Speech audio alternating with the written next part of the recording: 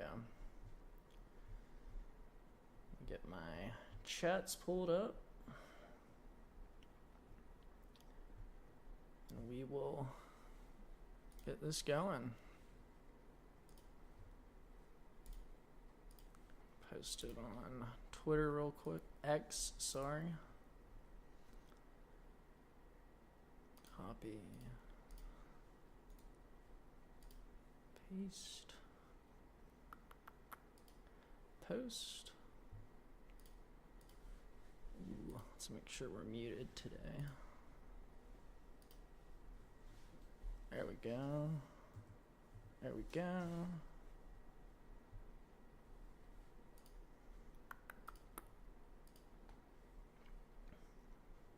Is this going live? All right. Happy Tuesday, everybody. Tuesday, November 18th. So before we start, I want to let everybody know there's a marginal late season chance for a tornado outbreak today in the lower Midwest.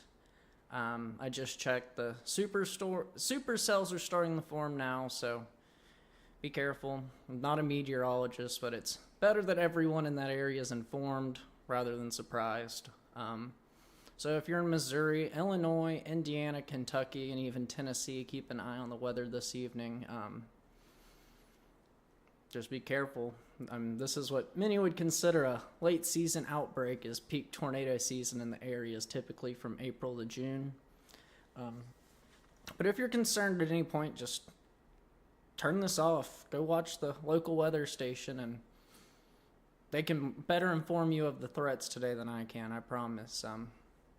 And as always, this will be left up, and you can choose to watch the replay once you're safe or not. It's up to you, but your life is way more important than anything I have to say today. So, yeah, just be careful, y'all. And if you feel like you need to go watch the weather at any point, just click off. You can come back to it a couple hours when you're safe. Yeah, before I start, let's, as always, be sure to like, comment, subscribe, share, chat if you want to today. I don't get many chats, but I'd love to interact with you guys. And if you want, I believe on YouTube you have the ability to clip parts of the stream, and that would help me out a lot, especially if you shared them. Just pertinent parts you think could be useful to somebody, everybody. I mean, it's up to you. Use it how you want. But I'll share some of those if they're good. But I assume you guys will do well. And yeah. Big news out of the White House today. President Trump managed to squeeze an extra $400 billion in investment out of Saudi Arabia's Crown Prince Mohammed bin Salman. As he likes to call it, the art of the deal. Saudi Arabia previously committed to investing $600 billion of investment into the U.S. on President Trump's Middle East trip. But this brings the total investment to the U.S. from Saudi Arabia up to $1 trillion.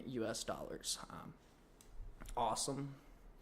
But this money will likely be used to help revitalize America and to reindustrialize America. Obviously, industrialization was the backbone of our economy before it was ripped out. But I hope to see this go back and hopefully manage some of the $38 trillion of debt the U.S. currently has. And I want to see it revitalize the automotive industry, the steel industry, heavy equipment industry, tractors, construction equipment, that sort of thing.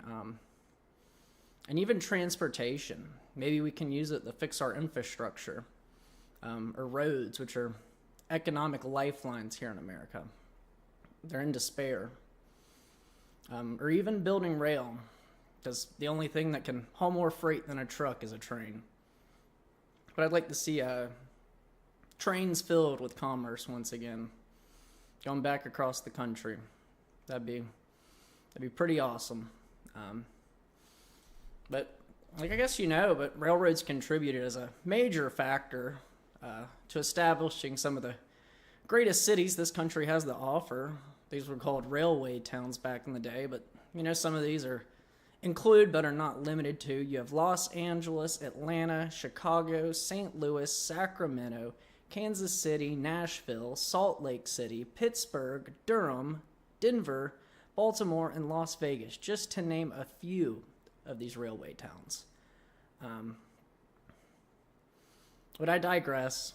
I guess I just hope it's used just to, revitalize our country, get some of this industry back going that we have lost and greatly missed since losing to other countries. But there's already hit pieces out on the left-wing media sites, and they're claiming that this deal was to enrich his family, Donald Trump's family. I think they're rich enough, and if it does, frankly, I don't care. What I care about is the $1 trillion that are finally flowing back into this country. That's probably what should matter to you too, because our nation's broke and it needs investment. And that could even go into the next thing, internet infrastructure. So Cloudflare went down today for about 3 to 4 hours this morning. Cloudflare is a major part of internet infrastructure as a content delivery network and helps with DDoS attack mitigation. So you might be wondering, what are these? Well, a content delivery network is a network of servers which store the contents of the internet. Then they use your local server as a means for you to access this data. This speeds up your connection locally because you connect to the local server instead of having to connect to a server in, say, Belgium and wait for your request to be sent to Belgium and then Belgium to return the data back to you. It connects somewhere local instead. Let's just say Atlanta, and in there it would exchange the request for data to clear up internet traffic and make better speeds for the exchange of data. So that's how this affects you. And I guess you might be wondering, well, what is a DDoS? This is a distributed denial of service. This is when a large number of entities ping the same server over and over again in order to overwhelm the server with requests and in turn causing it to crash. These are malicious attacks. I believe what many would describe as modern warfare. This is the future of warfare itself, is data transmission and stuff like that, and the ability to cripple it.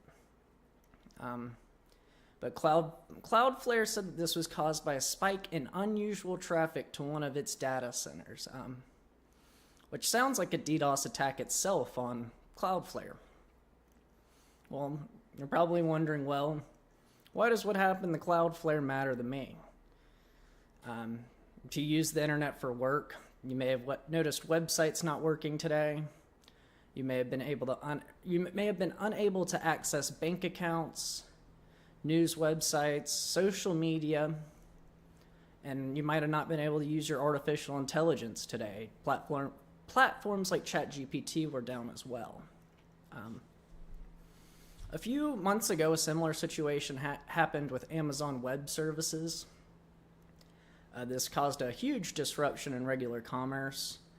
And hours before this, actually, Microsoft Azure was taken down by a 15 terabyte per second DDoS attack. So this is just speculation, but this seems to be almost like a prodding, like points of failure on the internet. And therefore e-commerce, with the goal to just see where it's weak, and when you target one place, what else goes downstream, I guess. But yeah, this would be of use to bad actors to see, hey, if we target this piece of internet infrastructure, what else goes down? Maybe it's the traffic cameras. Maybe it's bank security. Maybe it's our weather radars. Or maybe it disrupts communications with the Department of War overseas, allowing for an attack where we can't respond. Now, this is all speculative, but it does seem like a pattern. It truly does. They target one point of failure, hold it offline, and all it really takes is some snooping around by a bad actor to see what went offline and what didn't. And they could use this as an advantage in the future for when they actually do want to cause pure chaos here in America. So keep an eye on things like this, and just remember that it's a little ironic that the DDoS attack mitigation firm was taken offline by a spike in unusual traffic. But we often talk about cybersecurity in America. That's cybersecurity right there.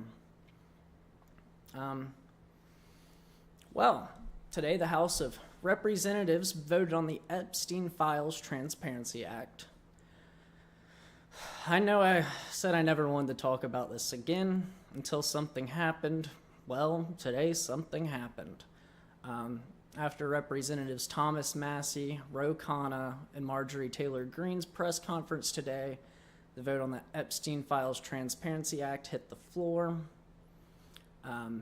The vote was passed 427-1, with Representative Clay Higgins out of Louisiana being the sole nay vote.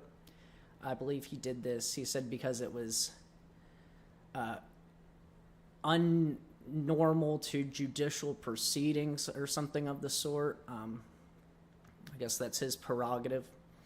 But now it's up to the Senate to vote on the act. If they pass it as well, it's off to the president's desk.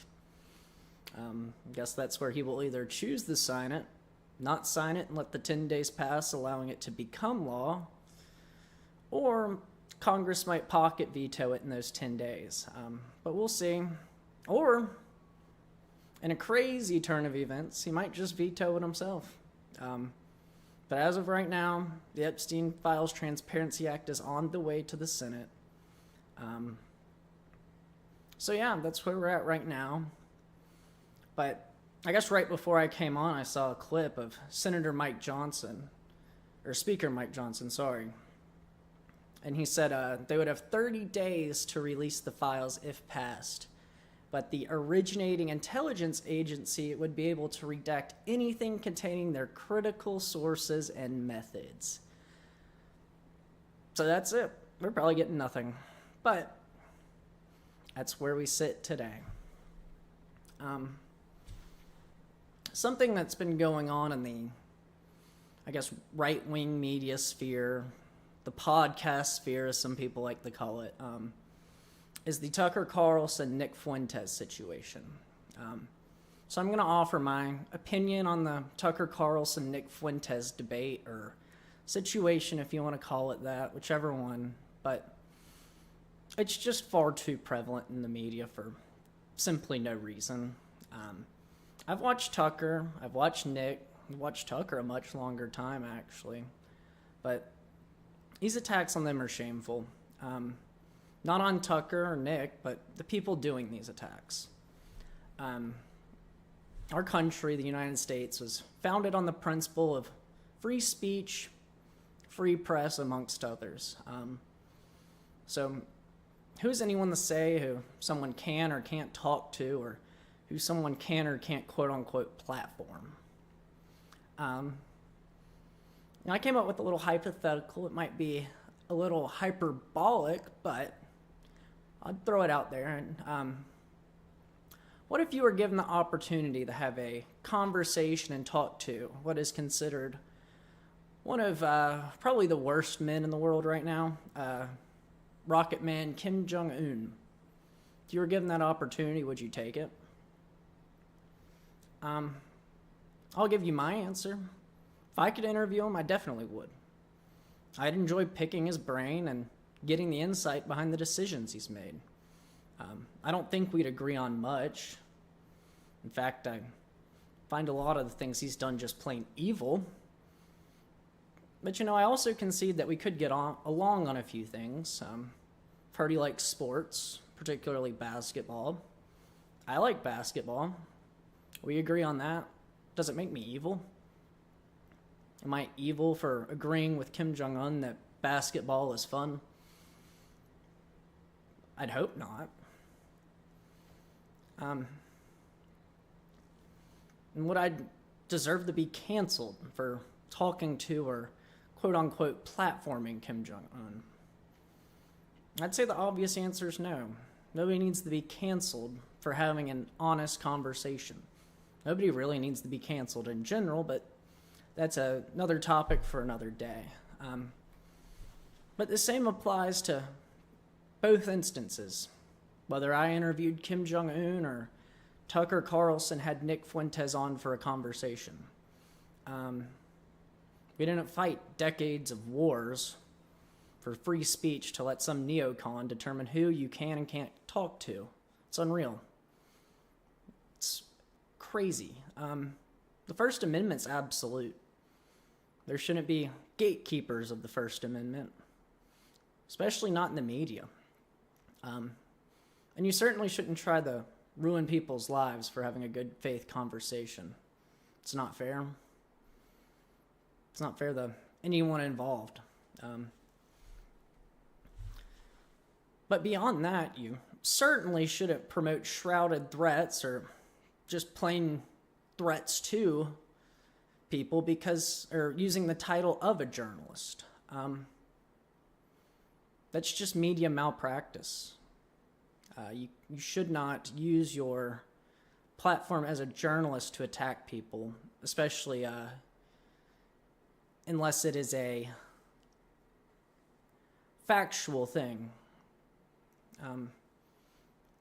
Unless you have it in fact, you should not be using your journalism platform for those purposes of being angry at somebody. That's not fair to you, and it's not fair to them. But if you do want to shroud threats to somebody on your media platform, maybe you should end up like this individual in the next story.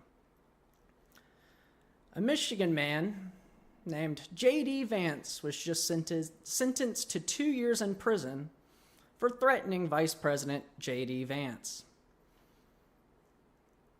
Take that in for a minute. The man's full name, James Donald Vance Jr., used the alias JD online. This was after he threatened that if JD Vance or Donald Trump came to his city, that they would leave it in a body bag. It's just hilarious. I thought about it. I mean, his name could be the meme love child of the president and vice president. James Donald Vance Jr. I mean, just comedic irony, to say the least. And I guess that might have been why he was so mad. He just sounded like the president and vice president's meme love child. And I guess for the last note today, I talked about it yesterday. I'll probably have to talk about it again, unfortunately. But once again, I saw a number of people promoting tools for doxing federal ICE and DHS agents and promoting resources to abet illegal aliens. If you weren't listening yesterday, I presented the best way to help your illegal immigrant neighbors and yourself, for that matter. So I'll do it again today. I'll probably have to do it again in the future. But get them to download and register for the CBP Home app. They will get $1,000 in travel expenses, alleviation of all their accrued overstay fines, deprioritized from future operations, and most importantly, the chance to come back legally in the future. As it stands right now, if they're caught illegally entering, they will not be allowed back in the United States, ever. No permanent residence, no travel visa, no nothing. They won't be allowed back. So if you want to give them a chance to do things the right way, in hopes that they can come back and be your neighbor once more, get them to register for the CBP Home app. And protect yourself. Protect yourself from being charged with aiding and abetting criminals with posts on your social media. I know people think they're acting hard by doing this, or I guess having symptoms of like white savior complex, but just remember, nobody is above the law, and the law will find you. They are out, and they are coming. So it's time. Just go over and register them, walk them through it, do it with them, help them out. Give them a chance to come back if you like them that much. But you don't want them to have a travel ban from the U.S. over this. That's unrealistic, and you're not helping them. That's really all I've got for today. I guess I spent most of my time waiting on that bill to go through and watching the meeting in the Oval Office. Rather interesting meeting. But yeah, pretty big news day. But remember, guys, to like, comment, share, subscribe. If you want to contribute to me financially, help me out, keep the show going. There's a donation button in the bottom left corner of Rumble. You can do a one-time donation, or you can even do a monthly donation if you want to help me out over a longer period of time. I'd appreciate it a lot. Help me help you. Also, DM me on X if you'd want to sponsor the show. There's plenty of options for you to, or not options, I guess. We can obviously negotiate prices and what you want me to do. I mean, I could do a video, a promotional video, a live ad read. You can do, you can have me try a product on stream if you wanted. It's only about 30-minute streams generally, but I could try it at the beginning and let you know how it is by the end if that's something somebody would want me to do. But yeah, just DM me on X if you want to sponsor me. We got a comment. It says, self-deportation is an awesome idea. Yes, it is. Protect yourself and protect your neighbors. It's not hard. It's not rocket science, guys. But yeah, go ahead and DM me if you want to help. And if you want to just help me out as a person-to-person, there's always the option to donate. Furthermore, the Antonio Brown trial will be coming up, I guess, in due time. He faces 30 years in prison for attempted murder. This was at an event in Miami a while back. He fled to Dubai and had to get extradited back to the U.S. But if you guys want to have me go down in court, report it, like I did with the Ryan Ruth trial, I'd be more than willing to. I just want to gauge everybody's interest on this because, I mean, I don't know that it's really even prevalent to the average person, but, you know, some people might care, and I think the Ryan Ruth trial was a lot more prevalent than the Antonio Brown trial, but I'll see if you guys have anything to say about that. But I'd love to go cover it. I think Antonio Brown is a rather fascinating individual, given his track record. Yeah, just let me know if that's something you guys would be interested. I'll give you a few more seconds if anybody wants to chime in on that. But yeah, just remember, like, comment, subscribe, share this. If you saw a segment today that you think people could be helped out by, you know, one person, a group of people, everybody, you can clip it for me. That would be much appreciated. And if anybody has anything else they'd like to chime in before we log off for the day, feel free. I'll just go ahead and sign off now, and then I'll check one last time. But to all my people on the East Coast, I hope you get home safe. And to all my people further west, hope you finish off the workday strong, get home safe as well. Stay protected from the weather today, guys. It's vicious out there. There's a possibility of tornadoes across the lower Midwest, so just be prepared. Don't act like it was a surprise. I warned you. Your local news probably warned you as well. But yeah, be careful, guys. And I guess since we don't have anybody who has an opinion on that, I probably won't do it. But, figured I'd throw it in the idea bucket. Well, thanks guys, and I guess that's all for today. I'll see you again tomorrow, 4:45, Monday through Thursday, and uploads at 5 on Friday. Thanks guys.